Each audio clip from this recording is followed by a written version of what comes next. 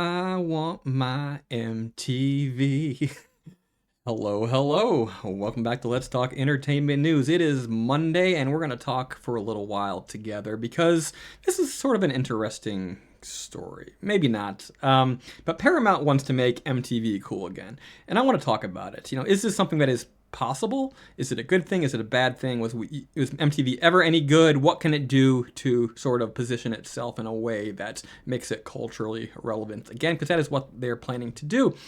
Before we get to that, just a quick reminder that if you choose to join us in the comment section below, be sure to be kind to your fellow posters, if any. We don't get a lot of comments around here, but we do like to hear from you guys from time to time. So be kind to each other. We're going to be kind to you, and we're going to protect you from other posters who are not being kind. And so we're hoping to build sort of a friendly little community here where we can get along while also disagreeing. So I thought that before I got into this, it would make sense to do a little bit of background on myself, just to sort of set the stage about where I am in terms of my music tastes. My musical tastes have not aligned with the mainstream virtually at any point in my life. Possibly very early on, late 80s, early 90s, a little bit. And then, by the mid 90s, I was sort of going off into darker waters, and I discovered sort of underground heavy metal via a late night TV or late night radio show. And I've never looked back, really. I mean, I have other tastes. I like the blues, I like classical music, but I really like sort of underground experimental heavy metal, and that is sort of where my heart lies. But I was keenly aware of what was going on in sort of the MTV world. I couldn't avoid it. That is the thing about mainstream music. It is everywhere. That is what makes it mainstream. And so MTV was always there in the background, although I didn't really have access to it on a full-time basis until I got to college. And by that time, it was sort of getting to the point where they were sort of shifting away from music and on towards reality TV and all that stuff. There was, of course, VH1 and MTV Classic or MTV2, whatever it was called at the time. So there was still access to a little bit of that sort of that 80s hair metal, hard rock, as well as sort of reruns of like That Metal Show and, of course, Headbangers Ball. Headbangers Ball I did watch a little bit, even growing up.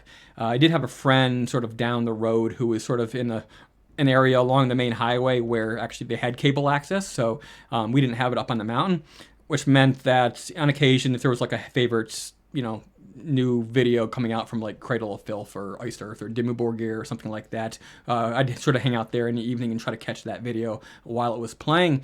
But yeah, my taste very much not in line with what was happening on MTV for much of its existence. Early on in the 80s in particular, when MTV showed up and sort of hair metal or 80s hard rock was going on, and it was sort of tailor-made to be seen visually, more so than being heard. Increasingly, the bands got more and more derivative, but at least it was sort of interesting to look at, sort of the feminization of guys, but somehow women liked. It's very hard to explain if you weren't there. But for me, for much of my young life, MTV sort of represented everything I didn't want, but yet you watched it on occasion, sort of looking for that one thing that you wanted to see, hoping that it would be a little bit better. But it was very much a tastemaker. Total Request Live was a huge thing, and it came to the point where MTV can sort of decide the direction of the music industry, and that's probably a bad thing. So now we're getting to it. Paramount wants to bring MTV back, make it cool, make it about music again, I guess. And can they do that? And I think there is a way which they can. They can't rely solely on the cable network. They have to sort of be everywhere. But I think there is a way in which they can sort of make themselves tastemakers, but it involves a risk, and I'll talk about that risk at some point later on in the conversation. But let's get to the story. I may not read the whole thing, and hopefully it shows up this time. I've tried to record this video like 3 times, and unfortunately, OBS is not cooperating. This story was released this morning. Paramount wants to make MTV cool again by Luke Boehm on September 8th, 2025, and this is, of course, on Cord Cutters News. Yeah, so here we go. In a bold move to recapture its former glory, Paramount, now under the leadership of Skydance chief executive David Ellison, is setting its sights on revitalizing MTV, the iconic cable network that once shaped America's pop culture landscape. This spring, Ellison convened a group of former MTV executives at an upscale Italian restaurant in West Los Angeles, where he laid out a challenge: reimagine a network that has lost much of its cultural relevance and lure audiences back to its airwaves, according to the Wall Street Journal. Ellison, whose company recently merged with Paramount, acknowledged the dire state of MTV alongside its top executive, Jeff Shell. The network, once a juggernaut of music videos, groundbreaking reality shows, and youth culture, has struggled to maintain its influence in the streaming era. Yet Ellison expressed optimism about restoring MTV's status as a music tastemaker, a vision fueled by interest from industry heavyweights. Sources indicate that prominent music executives, including Irving Azoff and Universal Music Group CEO Lucian Grange, as well as other various artists, have reached out with ideas and partnerships to breathe new life into the cultural channel. And it goes on like that for a while. Ellison's strategy for MTV aligns with this broader mission to overhaul Paramount, legacy entertainment company grappling with industry-wide challenges. They want to make it big, but they don't want to spend money on it. All of that shit that you expect from corporate executives. But can they do it? And I think they can. Again, first it has to be multi-platform. You can't be just the cable network. But of course, the cable network is also carried on, I assume, Hulu TV, probably YouTube TV as well. I don't have either of those platforms. So it's not really truly a cable network anyway. But of course, you have to have everything available in every single platform as well. But to do it, there's a thing you have to do. They used to set taste. And this is a problem in the music industry as a whole, especially on the upper echelons where the most money is made. They cultivate an artist, the artist becomes huge, and they want to shove it down your throat, and they want to shove more music just like it down your throat. What do they fear? I think as much as they would like to have the next big artist, they fear having the next big artist, because the next big artist could be something new, it could be original, and it will become the new tastemaker. And if it becomes a new tastemaker, it will devalue all the artists that you currently have signed. This is what happened with hair metal. Hair metal was there. It was big. It was huge. There was more and more derivative bands, third and fourth generation rip-offs of the originals. And then grunge shows up. Somehow grunge was allowed to show up on MTV, and it completely changed things. It became the new voice of hard rock and rock, slightly metal music in the mainstream, and it basically killed what had dominated the airwaves through the 80s and even back to the sort of late 70s. And so that is a big risk with big labels. So I think I'm not sure where all the ownership ties are between labels and Paramount and who owns what and what they're tied up in, but you have to be willing to risk making Taylor Swift uncool. This is the sad truth about it. You have to force her to reinvent herself to keep up with you, not the other way around. So this means going back to the indie labels, finding what is percolating in the underground, take risks, do something different, make the next sound. But at the same time, it can't be all new. You do definitely have to tap into the legacy of the nostalgia. People, I find in general, if they're into music at all, and if they remain into music for their entire life at all, they sort of calcify their taste. Most people, not everybody, but most people calcify their taste by the time they get into their late 20s.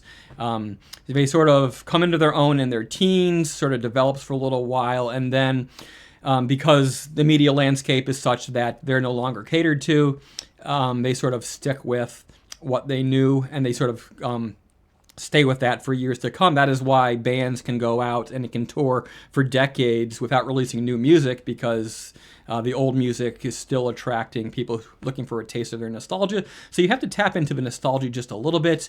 And so I guess in the end, what that really means is a well-rounded network. You need to have a little bit of the old, a little bit of the new, but you have to be definitely willing to let something new sort of come into the picture. And so that's sort of my formula for a revived MTV. Be bold, try something new, be willing to risk. There's still censors. Do the FCC still censor anybody? Be willing to risk the censors. Be willing to piss off parents. If your parents are listening to music that is sort of more risque than yours, that's a problem. And I've seen that's sort of happened in some social circles. I've noticed where it's like, yeah, mom and dad are listening to Slayer, but you're listening to Beyonce. That's sort of a problem, I think, in my opinion. But there you have it. I think it's worth pursuing. It'll never be the same, but they could definitely make MTV something that is worth talking about once again. To this day, I still on occasion, sort of late night, it's MTV Classic or whatever it's called now. I should be scrolling through and it's heavy metal on. It's the what is it called? Metal Hour or whatever. Rock Block. That is there it is. Rock Block. And it's sort of fun to sort of poke fun at myself, even sort of having some of those earlier interests. As I said, my sort of interest now, it's still underground heavy metal. It's gotten a little bit more progressive, a little bit more artsy-fartsy, but I also love blues rock. I spend a lot of time with classical playing in the background. I'm not necessarily pursuing classical, but I grew up with it. My sisters being musicians and all of that, and then I was exposed to it. And it's really good music to have playing in the background when you're thinking about things, writing and stuff like that. So there you have it. MTV, will it come back? Stranger things have happened. Everything that is old is new again. Perhaps MTV's time has come again. Thank you for tuning in, and I'll see you again soon. Hello, hello. Thank you for hanging around. Welcome to the after show. Yes, what is the after show? In recent weeks, I've been attempting to keep the camera rolling after my main videos and sort of forcing myself to stay on camera, keep talking, keep thinking out loud, and sort of sharing some thoughts that I have about the entertainment industry, things that are sort of adjacent to the other things that I talk about in the daily news. And today, what I wanted to talk about is sort of the state of movie criticism and entertainment criticism, and how with the advent of the internet, what's been 25, 30 years that we've had it sort of as a daily part of our lives, things have gotten really bad because everybody has the ability to speak, but they probably shouldn't because they don't have the ability to speak that well. I don't speak that well, but I'm fair and balanced, I find. I'm not out to get anybody. I'm not preconceived notions that something sucks before I see it. And so what I find is a lot of people, I'm sort of getting caught up in that rat race, and I think they're having a hard time finding ways to enjoy the entertainment. And so I came up with a list of 4 things that I thought might help people better enjoy the entertainments that they ingest in a world that is hyper polarized, where because of algorithms, being mean gets views, or being hyperbolically happy gets views. I think there is a way to moderate your opinions and not get caught up in the vitriol and the hate of the creators, of the influencers who are trying to sell you on their brand of hate or love. And so I came up with this list, which I'm going to pull up here in just a moment. You can't see it, but I can see it. I didn't actually load a file, but enjoy the arts and entertainment more. 4 ways. And here are the 4 ways. Number 1, judge to scale. One of my favorite YouTubers, he often says this. I was thinking about this topic before I heard him say it, but I do agree with it. Judge to scale. You need to have reasonable expectations with any piece of artwork that you go out to see. If it is a low-budget indie film, you should not expect high-value special effects. You should not expect the best actors necessarily, or the best look, but you can find something in that to enjoy if you lower your expectations to a reasonable level. And I think that is okay to do. You have to remind yourself it is okay to do that, because not everything can be a hit or a miss. It has to be okay to be somewhere in the middle. Number 2, assume everything is an artistic choice. Now, you can't possibly know that, and certainly in a lot of low-budget and even high-budget material at this point, things happen that aren't planned. It's a flaw in the creation, but you can't know that for sure. So what I like to do is assume that everything is there as an artistic choice, and then analyze the world, the internal universe, in terms of that. I don't call things necessarily plot holes. What I choose to believe is that there's something that I don't know yet, and it's for me to find out. So assume that everything is an artistic choice. Your life's going to be a lot happier if you do that. It's certainly going to be a lot happier if you go to college and you actually have discussions analyzing poetry and fiction on a close line-by-line level. Assume it's an artistic choice. It's not a mistake. It's not a typo. Number 3, leave the artist out of it. Judge the art in isolation, not the autobiographies of the director or the actor. In this day and age, it's where we're caught up in social media and this world where you hear too much about everyone, and then a lot of people get in the news for the wrong reasons. I like to put all that aside and remember that even if Harvey Weinstein is a scumbag, or if Johnny Depp and Amber Heard actually did hit each other, that's all bad things. I'm not condoning that, but the movies they were in, they exist. There's nothing you can do about it. The movie exists. I can see why you might choose to not watch the new movie, but the one that's already in existence, don't judge it by what you think about the creators, be that in their real life or be it in their previous work. Just judge each piece of artwork entertainment or independently. Leave the artist out of it, and you'll have a lot better time. There's certainly a time and a place to condemn people who do bad shits, but not in their work. Usually their work is not an expression of those behaviors. And then number 4, overall, I would say that mediocrity is okay. You have to be okay with mediocre content, art sometimes. Maybe you only watch it once, maybe you don't come back to it, but it is okay. Everything cannot be hot or cold, good or bad. They can't all be masterpieces, and you're going to make yourself miserable looking for masterpieces. I'm telling you, they only come around so many times in a lifetime, so pull it back, rein in your zealotry. Be okay with mediocre movies on a Sunday afternoon when you're bored and you're sitting on your couch. There's always something good to be gleaned from even those mediocre works.